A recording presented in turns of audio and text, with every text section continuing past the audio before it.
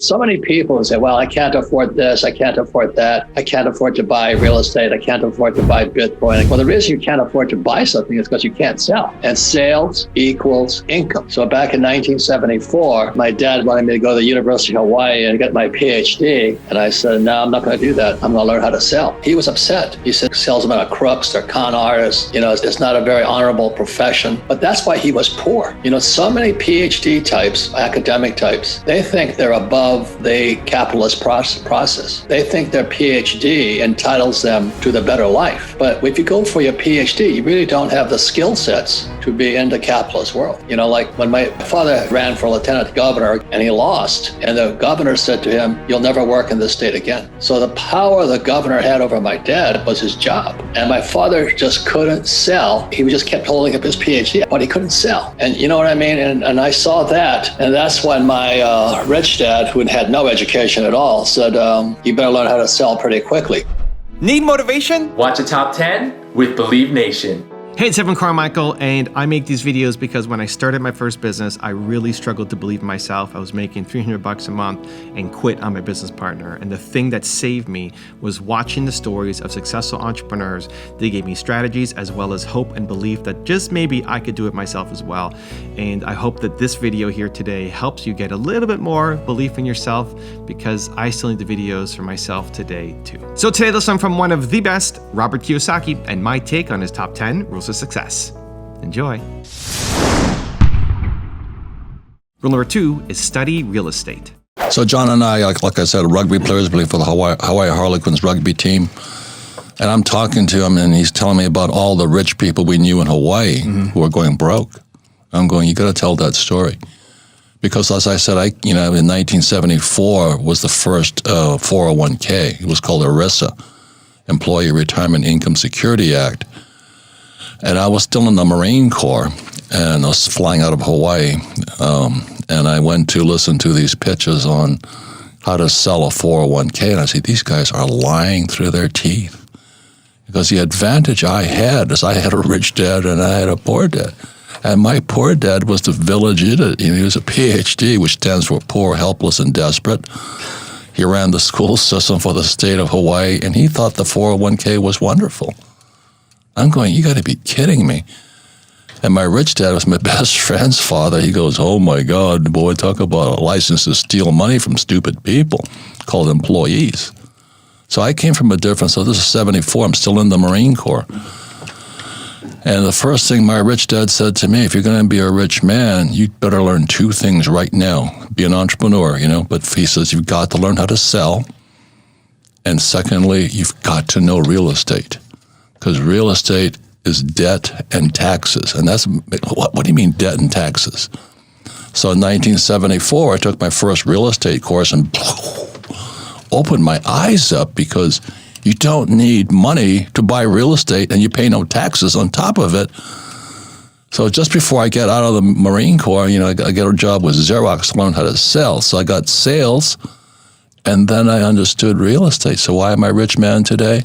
Because I took 2 courses, learn how to sell and learn about real estate. And my poor dad, the PhD, says, go back to school, get your MBA and get your PhD. I'm going, then I'd wind up like you, a poor, highly educated man with a 401k. Rule number 3 is invest in silver. And today we have both good news and bad news. And the bad news is the world economy is collapsing. But the good news is the number one investment that everybody in the world can afford is silver. Everybody. And that's the good news. But will most people buy it? No, they'll save money instead. And they'll save money in spite of the fact that they're printing trillions of it. Gresham's law is in full force right now. Bad money is pumping into this system, and all these idiots, it's called financial stupidity. They're saving dollars. You got to be kidding me.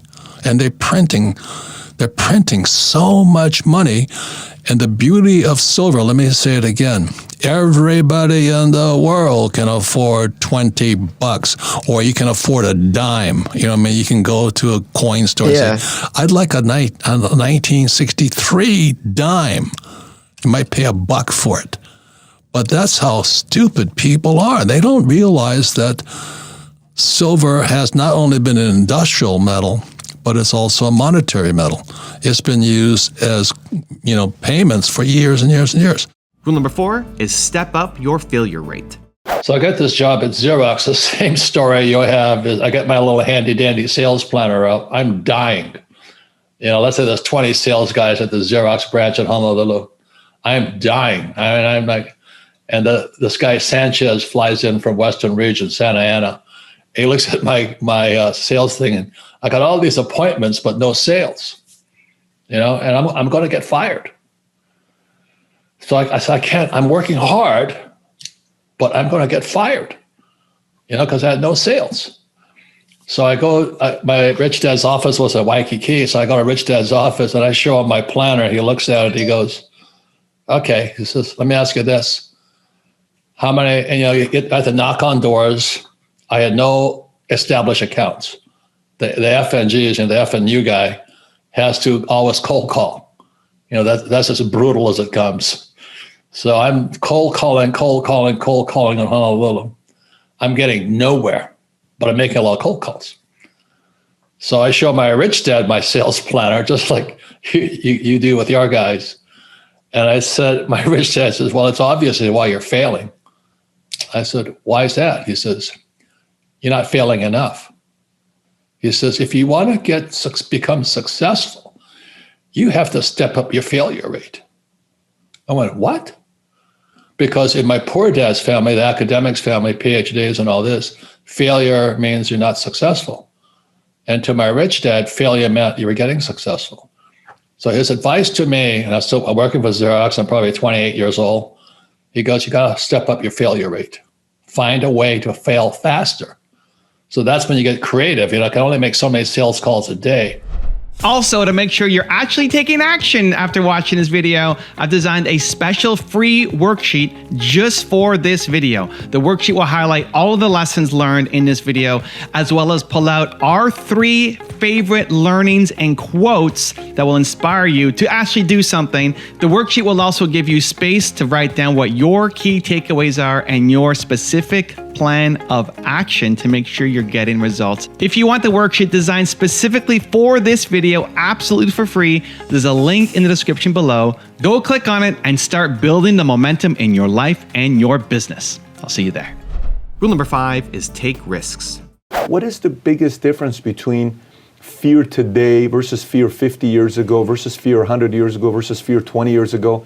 Isn't this a common thing? Like when market does well, economy does well, a few people are prepared for it. Most people kind of sit around, don't do anything about it. What's changed? And is that going to be happening 50 years from now, 100 years from now, where people capitalize and most don't?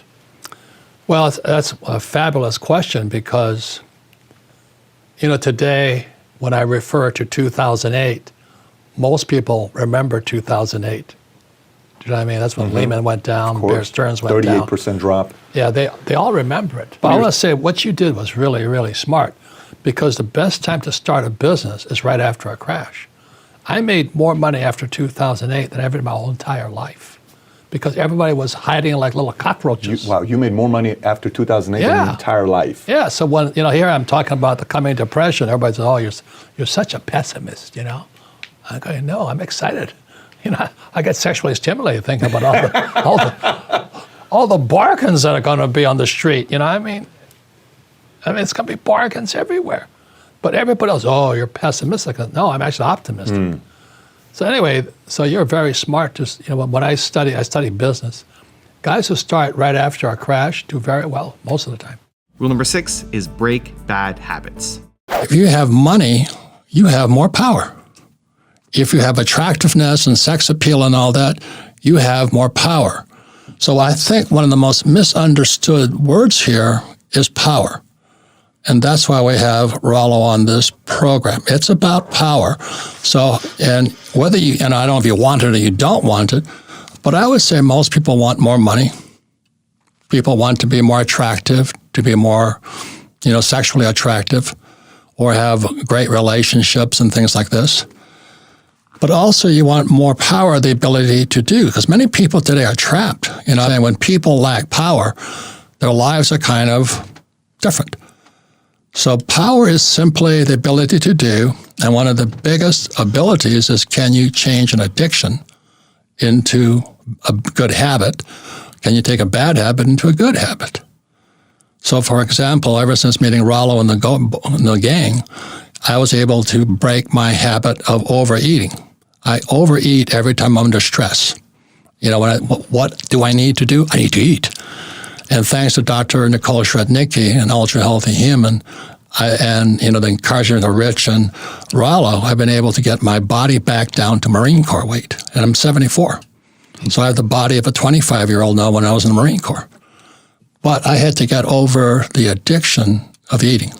That was tough. Thank God I didn't drink that much or smoke. But that's power. Rule number 7 is be prepared. I get a little disturbed every time because it happens like 5 times a day. A young man or young woman come up to me, "Oh, I'm getting my real estate license. Oh, I'm buying real estate." I said, at the top of a market? So the reason I highly recommend, if you subscribe to only one newsletter, there's lots of them out there, is Bert Dohmen, D-O-H-M-E-N, Capital Research, his Wellington Report.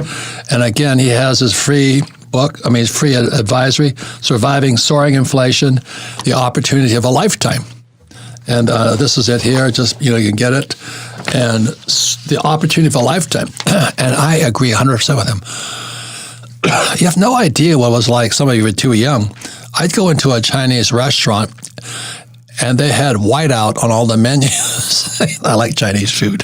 But anyway, so one day rice would be $1, next day it'd be $2. And they had to keep whiting stuff out. I'm going, holy mackerel. And then I put together, when I was flying in Vietnam, why my rich dad, who was Chinese, said, watch out, because they took the dollar off the gold standard. They're going to print money. And it's called money supply, not interest rates. That's exactly what Bert was just saying right now. So they're going to try and raise interest rates to slow down the economy, and they're going to exacerbate. We're in a recession already because things are slowing. The velocity of money is slowing at high rates of speed. But also, it's going to crash the economy, and we may be going into a depression. Now, oh, you're such a bad news guy. I tell you something. I learned more in the 70s than I do today. Because when I was trying to put a real estate together when interest rates are 20%, you get really smart. I had to be creative and all this to still make it cash flow. So, ladies and gentlemen, it's only how smart, how creative, how smart you are in the future and how resourceful and resilient you are. Because I'm afraid Bert's correct. This is May 2022. I think we're heading into a depression. There's going to be a recession. That's a given. We're already there technically. But a depression is going to be a whole nother Megillah. And some people will be wiped out. Exactly as Bert says, the last depression gave us communism. Rule number 8 is adjust your mindset. If you're poor right now, it was called look in the mirror. That's what Rick had always said to me. Says, if you're looking in the mirror right now and you see a loser, that's what you are. You can't make money in this economy. You better change your thinking. Hindsight is 20/20, as they say. Yes. If you're looking, you don't have any money, you don't have a job, your boyfriend or girlfriend has left you, and sitting there goes, well, how did I get here? How did I get here? There was a great book called, Gulag Archipelago by Solzhenitsyn. So he gets thrown in a concentration camp or a gulag in Siberia. And he says, how did I get here? You know how he got there? Because he was a peacetime leader. Didn't fight back. So people are being sold a bill. Go to school, get a job, pay taxes, save money, get out of debt, buy a house. The house is an asset, and invest for the long term in a well-defined portfolio of stocks, bonds, mutual funds, and ETFs. And I do none of that. Rule number 9 is build a great team. When you're putting your team together, what are some things you look for as a team? And what does it take to build a stronger bond with your team? It takes time. Okay. That's all. Because, people, when it comes to money, people lie. So it takes time to build that trust. Can you trust this guy under fire? That's why I love the Marine Corps. You know, we may not have liked each other, but we went into battle. We're all Marines. I could trust. So it takes some time to put a team together. Yeah, and a lot of flakes out there too. So like a couple of my partners, we're 40 years together. 40 years together. We know each other like brothers. It's the most important thing is trust, confidence, loyalty, integrity, diligence, cover my back. And rule number 10, the last one before some very special bonus clips, is stop saving and start investing. In Rich Dad Poor Dad, I said savers are losers. And guess what? They are. You know, today, it's coming soon. We're going to have negative interest rates. I don't know how they can do that. But if you deposit $100 in the bank, when I was a kid, I got 15% interest. So I put $100 in the bank, and a year later, I got $115. Today, you put $100 in the bank, and you got to pay the bank $15. and they're printing it. So the value of the dollar is going down, but the price of keeping the bank keeps going up. They charge you to keep your money in the bank. Tell me, why would you save money? So that's why way back when, 25 years ago, the savers are losers. I also said your house is not an asset, and then in 2008, the market crashed. Well, it's going to crash again because everybody's going into real estate right now. Now, the good news is that the people are moving out of the big cities like New York, Chicago, San Francisco, Los Angeles, and they're moving into smaller towns. Well, what that does in the smaller towns, it drives the price of real estate up. So again, it pushes out the lower. You know, if you live in Podunk, a little dinky town, you don't make as much money as the guys moving in from Chicago. And I own a piece of property up in northern Arizona. And my friends in real estate there are just laughing. They say, oh, these guys from California come in, a house I bought for $100,000, they're paying me $400,000 for. So they're all happy. Well, for the Californian, they sold a $4 million house so they can afford a $400,000 property. So this market is all convoluted, going all over the place and all this. People are excited. Kim just sold her mom's house in Hilton Head, South Carolina. These people came out of New Jersey, and there was a bidding war for the house. So there's all kinds of things going on in real estate today, but it'll eventually crash simply because the government is making it so expensive to build a house. So one of the reasons my niche market with Kenny McElroy in real estate, we only buy existing property because it costs too much to do. You know, the permits and fees and all that, it costs so much to develop a piece of property. So once again, the millennials get screwed because the price of property gets more expensive, but you get less house. You know, I'm going, this is so screwed up. But that's what happens when the government steps in and they kick capitalists out and then the socialists kick in. But anyway, that's why savers are losers today. Become a professional investor. It's not easy. You got to study a lot. But this is what I see coming.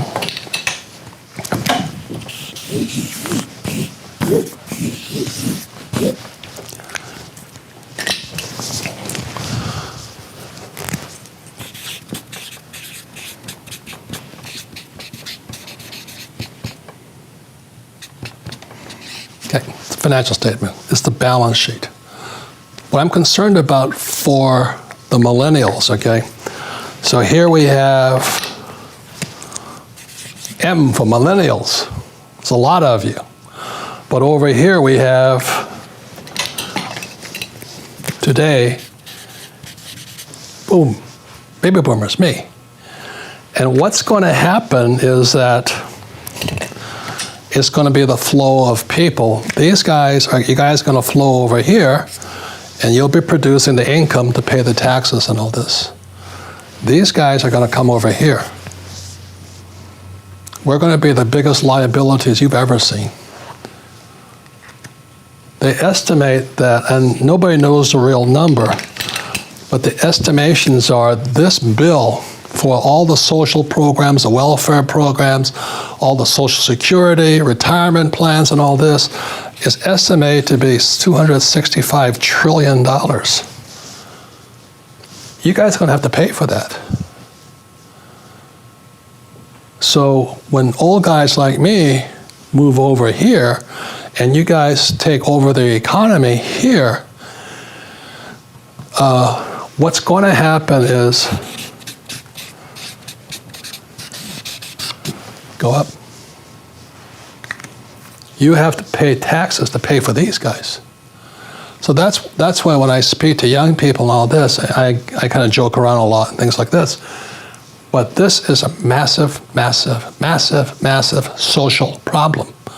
You know, like if your mother and father had no money, what would you have to do? You have to pay for them, right? Yeah. Can you afford their health care right now? I don't think so. You know, like I cut my finger here 2 years ago. The bill was $34,000 for one stitch. $34,000. That's where this comes. They're estimating. They don't know how much this is going to be. Total, all the national debt and all this. And as we're talking, you know, they can't balance. They need to extend the budget to pay for our bills and all this. And it's only going to get worse. So when I speak to your generation, our generation had it really easy. We're going to cruise over here. You guys have had it pretty hard, and it's going to get worse, is my opinion. So that's why the idea of go to school, get a job, work hard, save money, get out of debt, put in a 401k. That was my generation. It didn't work for us, but you guys are going to try the same thing. I just know that, like your father, you know, he went to military school, and I went to military school. And notice the people that have had really tough mental, emotional, physical, and spiritual training, they're tougher. Yeah. So I came out of the academy, like your dad. He went in the Navy, I went in the Marine Corps, and we come out tougher, you know, internally stronger. Mm-hmm. And I don't know how you guys get that. Yeah. Do you know what I mean? I call it spiritual intelligence at this point. And then, let me draw this picture. You guys have seen it before. But again, if you look at it this way, this is intelligences. And this is what makes us up. This makes us human beings. We have mental intelligence. Mm-hmm. We have physical intelligence. You know, like Tiger Woods is a fantastic golfer. I suck, you know. And then you have emotional intelligence. And emotional intelligence, they call it EQ, is the most important. Because I get my feelings hurt all the time. I get angry. I hallucinate in my head. You know, I think things that aren't true. But the biggest one of all is the spiritual. And the difference between mental and spiritual, it's very simple. Mental causes two. So man, woman, good, bad, up, down. Where spiritual is one. So I'll give you an example. Why do I do my work? Mm-hmm. Yesterday I was driving down the road and I saw this young guy. God, just broke my heart. You know, he's standing there in the hot Phoenix sun. He's just unemployed, need money to feed the kids and all that. Now, mentally I could say, well, get a job, you idiot, you know, da-da-da. But spiritually, I am him. I feel for him. Yeah. So in my work, I work for this. You know, like, I don't need the money. Yeah. But as my teacher was Dr. R. Buckminster Fuller. And he says, I don't work for me, I work for everyone. And that was one of the biggest lessons I got from the military. You know, from the military was very high spiritual intelligence. That's why your dad and I get along so well. Because when we went into combat, which is a horrible experience of good and bad people, enemy and friends, you know. But when we climbed into our aircraft, there was a crew of 5. We became one. It is the best feeling, as horrible as it is, flying into combat, because we might not come back. But it was the highest feeling of all. It was spiritual. And I'm afraid it's not just millennials, it's human beings, you know. Well, you know, is this good? Is this bad? Is this the best Vuitton shirt? Can I get it at a better price? Or he's cute or she's cute, you know, I mean, but is there somebody better? right? Yeah, I mean, that's exactly what's going on.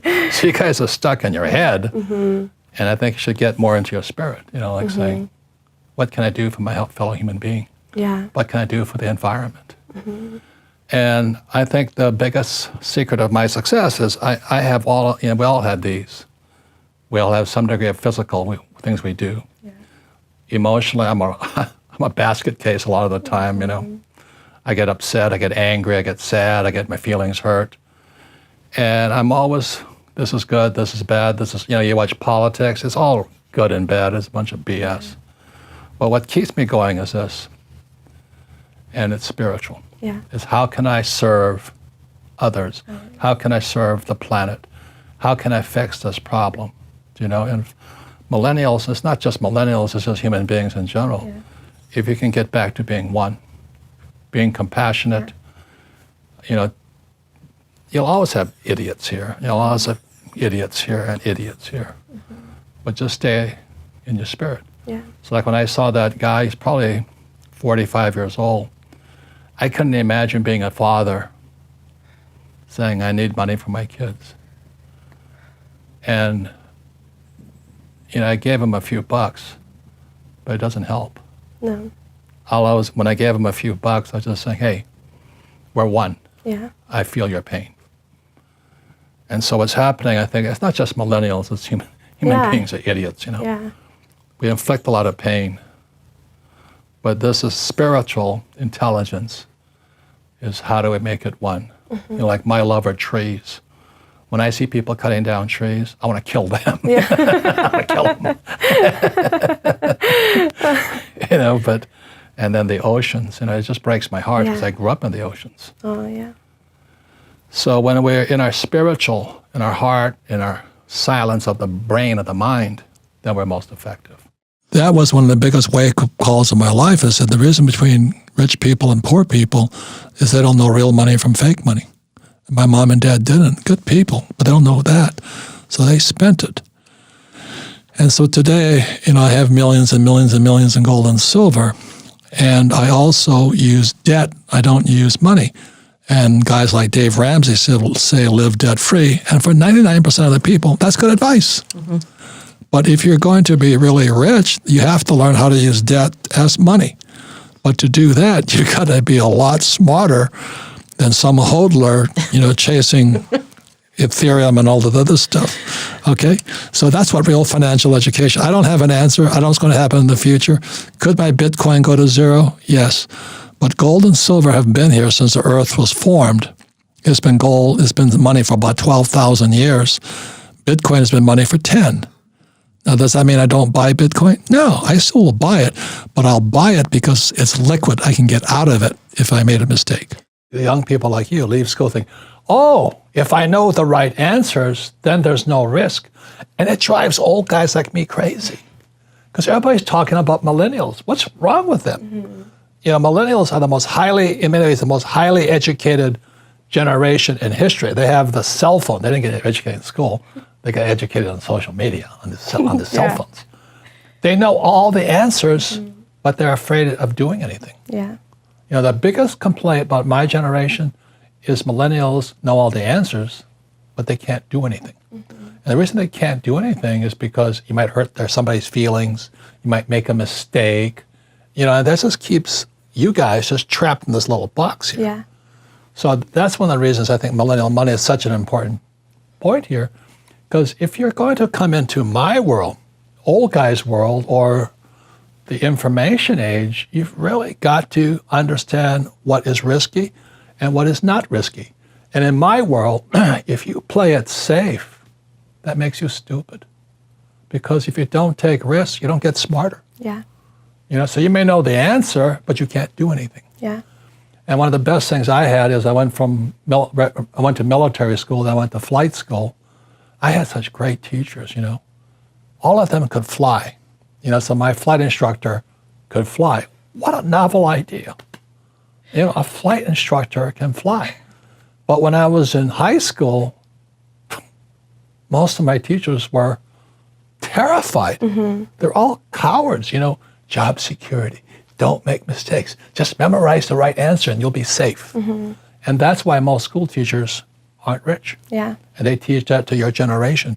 If you understand how money is credit and debt. That's all it is. Credit, debt, and taxes. That's what money really is. Mm-hmm. But they don't teach you that in school. So today, the reason the world economy is crashing goes all the way back to 71. But what happened in 71, they could just make fake money, and they can keep printing fake money. And this is the US dollar. The US can keep printing fake money for a number of years yet. Mm-hmm. And the only way they could keep the economy expanding, they had to find people stupid enough to get into debt. So as you know, one of the most, I didn't have this as a kid, it's called a credit card. Now everybody has credit cards, but they never teach you how to use it. Yeah. Now, why did they have a credit card? It's because they needed more money. So they keep expanding the economy. They keep finding people stupid enough to just get into debt. So give them credit cards and all this and say, well, you give auto loans. But I think the most dastardly thing for your generation was in 2009 when President Obama went to the banks and said, look, we need to get the students more into debt under the guise of you need to get a good education. So today you have most of these people who have a financial plan and they want you to give them their money. Put your money in stocks, bonds, mutual funds, ETF, and savings. Okay, And most of that money is gone anyway, as we talked about earlier. In the last 2 years of most people's lives, all that money disappears anyway. So what's the end game for Kim and I here? And for Kim and I, our end game is the end financial plan is this money goes into what's called a CRT, a charitable remainder trust. This charitable remainder trust then means the government can't tax me. That's the reason. And you got to study taxes. The only people that pay taxes are these people here because they're not doing what the government wants. Over here, I'm a partner with the government. The reason I get a tax break here is because I provide jobs. These guys don't provide jobs. I get a tax break here because I invest in real estate. Most people have a house. I have thousands of houses and we provide housing. I provide oil, so I get the tax breaks because the government's my partner. If you go to school and get a job over here, you will pay this tax. And you should, because you're not doing what the government wants. I do what the government wants. So at the end of our lives here, we're going to put it here into a CRT. And the goal is the government can't tax that money. And it goes out. And for Kim and I,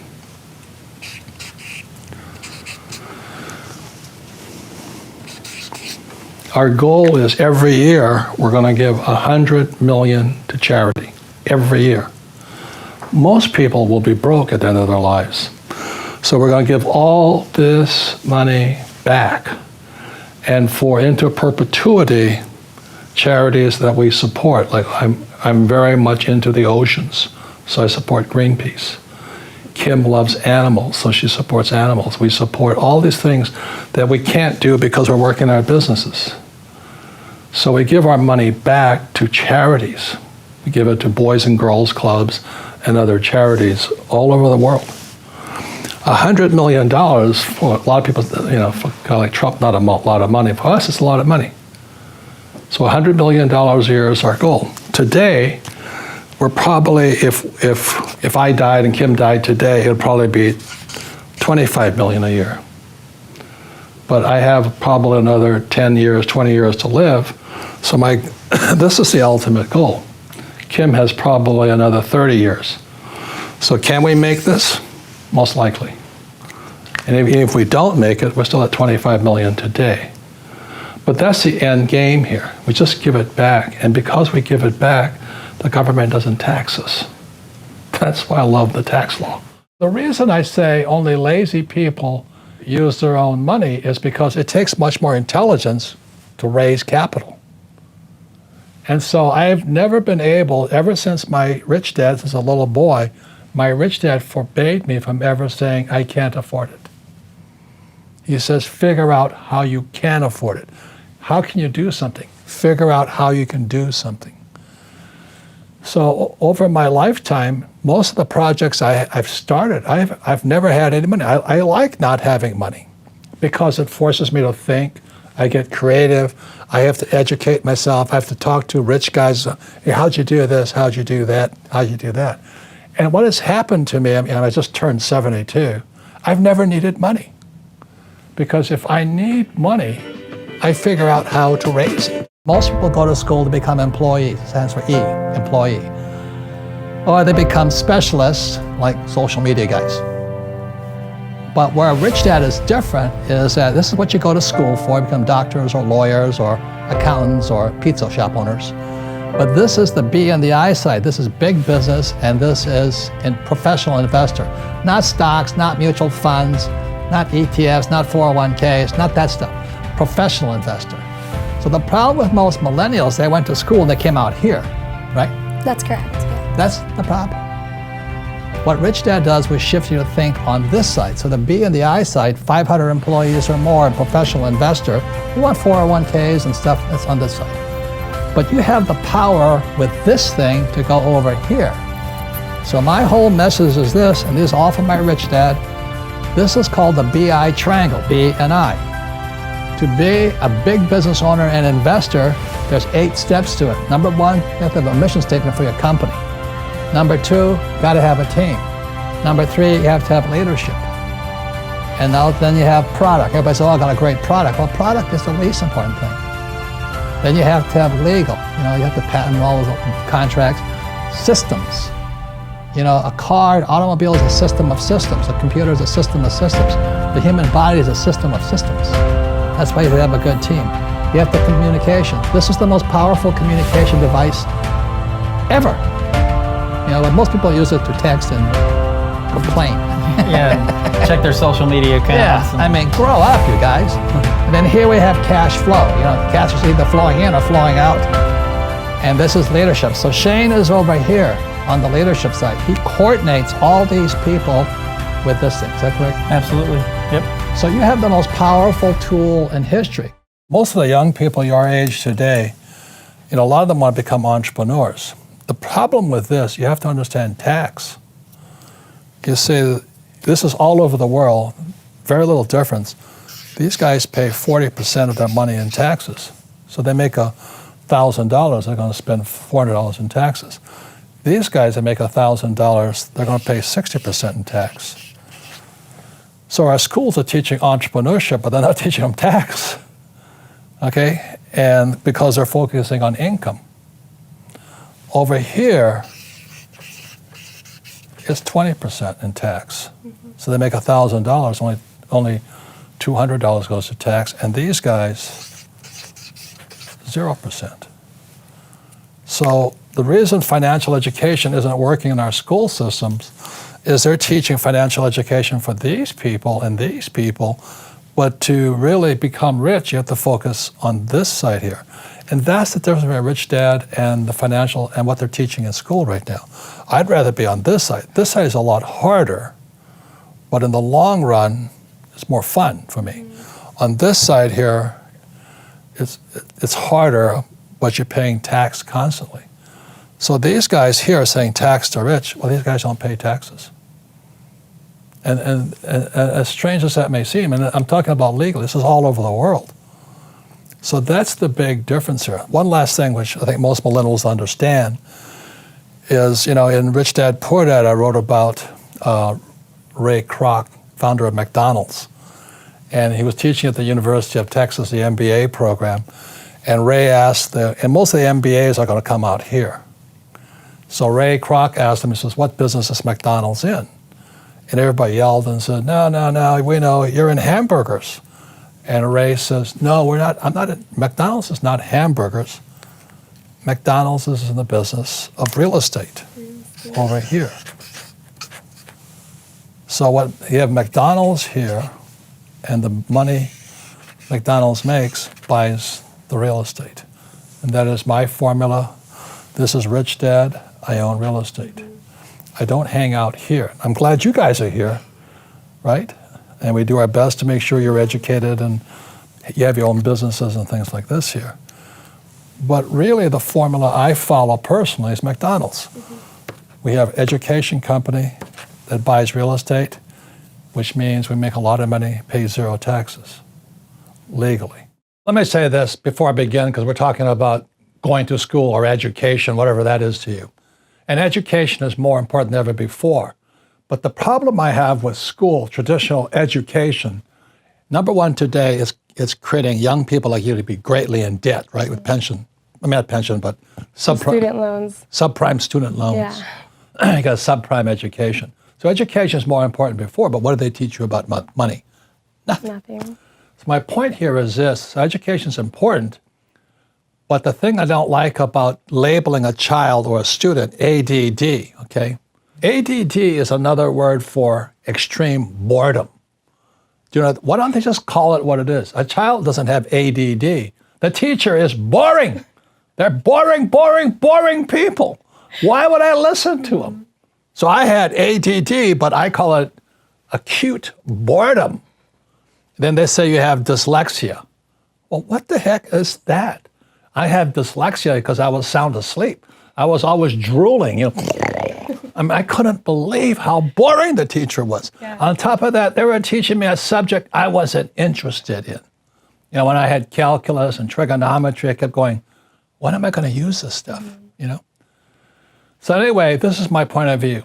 Education is the only business that blames the customer for the teacher's incompetence.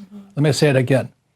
Education is the only business where you're allowed to blame the customer for the teacher's incompetence. You see, in business, I can't do that. You know, if my students are failing or my customers are failing, then I'm responsible for it.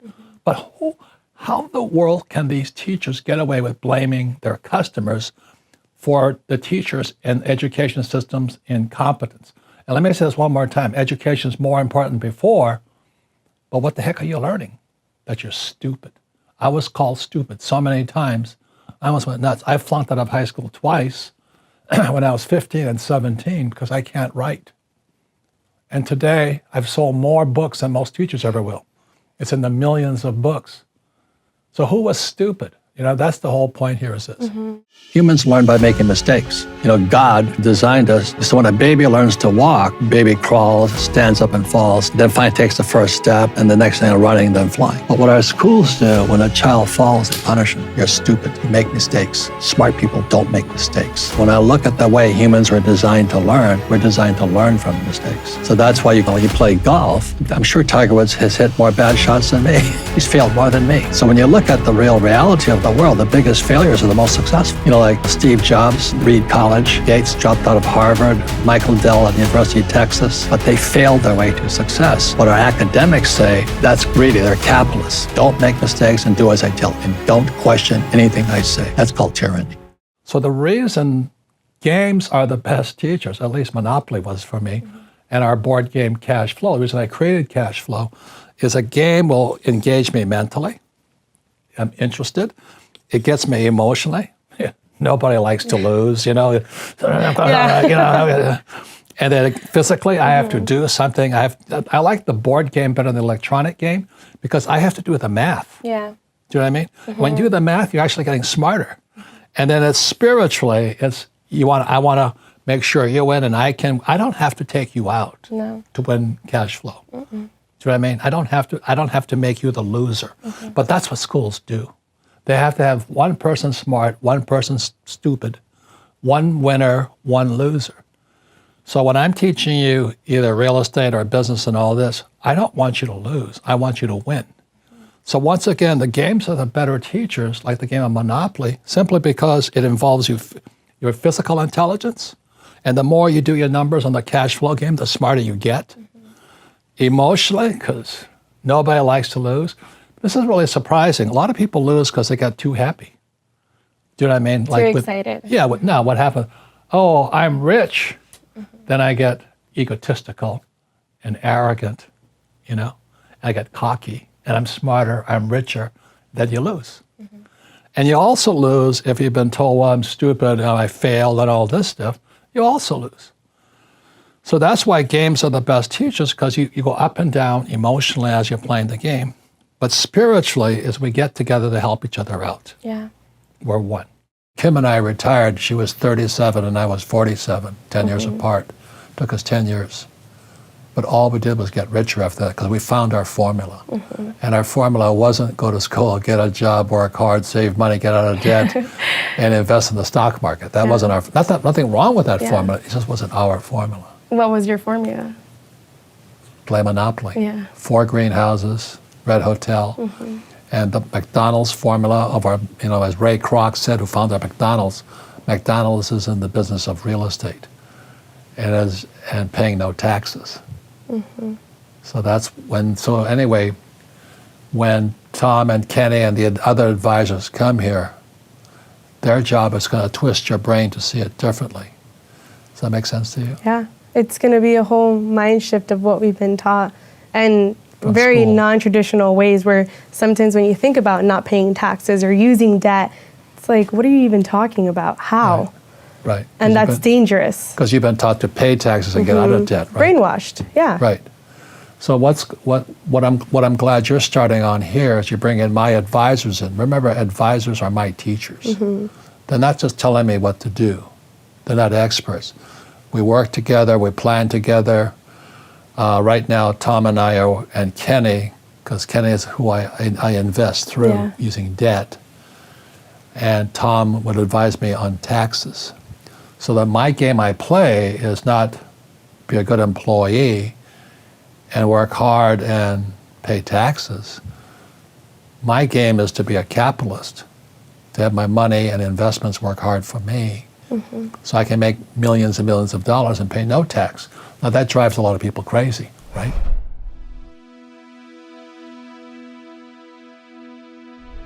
Because you made it this far in a video, I want to celebrate you. Most people start and don't finish. Most people never actually follow through. Most people say they want something, but they don't ever do the work to actually get it. But you're different. You are special. Believe Nation, you made it here all the way to the end, and I love you. So as a special celebration, if you put a hashtag Believe down in the comments below on this video, I will showcase you and celebrate you somewhere on the screen in a future video because you are awesome. For 10 more amazing rules from Ray Dalio, check the video right there next to me. I think you'll love it. Continue to believe, and I'll see you there. Once you have a fear that you might be wrong, but you have still the audaciousness and courage to go forward, you're a lot smarter than the person who thinks they know. There's a quote